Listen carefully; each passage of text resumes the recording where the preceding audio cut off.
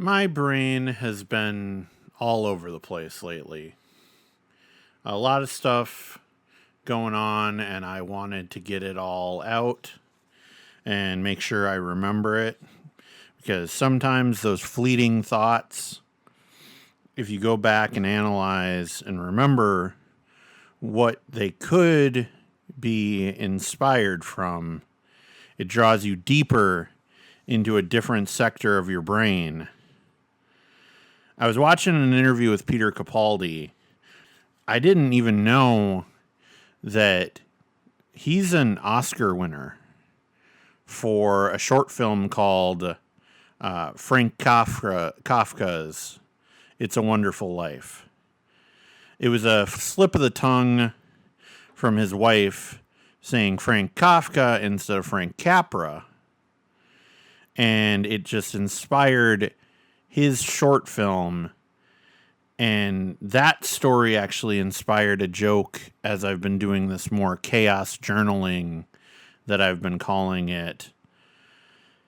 That I keep getting David Byrne, the lead singer of the Talking Heads, and John Byrne, the comic book artist, confused. I was telling that story to Nicola Bear as we were shooting her Billie Eilish cosplay at a recent Mixer thing that Adis had worked up. It is whatever comes to my mind while I'm in a creative mindset, the random thoughts, project ideas, quotes, dioramas, diagrams. I equated it saying it's like the Venn diagram between Lawrence's Incredible Thoughts journal from Popstar, Marvelous Mrs. Maisel's joke book, and Guillermo del Toro's director's notebooks. But I'm not keeping this, and this is where the chaos comes in. I'm not keeping this to a single volume.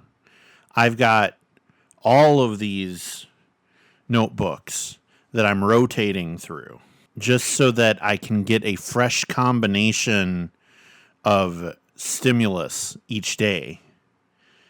You know, I review them every morning, usually when I'm making breakfast or at the start of the day, thinking of new ideas to fill the book.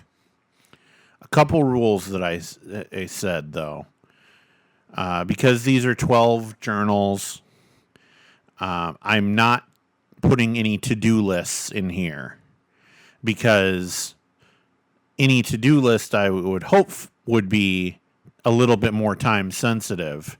And since I'm mixing and matching on which of these comes out, you know, there may not come a time for 2 weeks or so until I see that journal again. So I can't do those, but sometimes little notes of things that I should do more. Like I want to get back into shooting more modeling, which is why when Adis posted about getting to the studio and having the studio time, I'm like, hey, do you need another photographer? And she said that she did. And I'll probably post a short video about some stuff that I shot at this little mixer. But I'm so glad that I did that. It just reminded me, I have a lot of varying interests. And I know the general advice that you see on so many YouTube channels, you've got to niche down creatively. And I've never been good at that. As you've seen, it's like I'll go through these stretches where it's like, yeah, I'll do a lot of toy photography. I'll do a lot of behind the scenes for films. I'll do a lot of this. I'll do a lot of this. And then I get burnt out on that. And it doesn't thrill me anymore. And I have to be interested in it to be interesting to watch. And it's going to be a combination of a lot of things. Behind the scenes for photo shoots, wrestling shows, editing techniques, toy photography.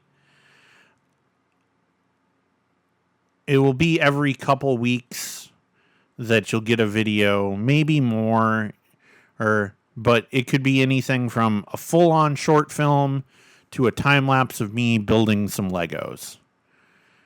You know, it'll just be where my brain goes.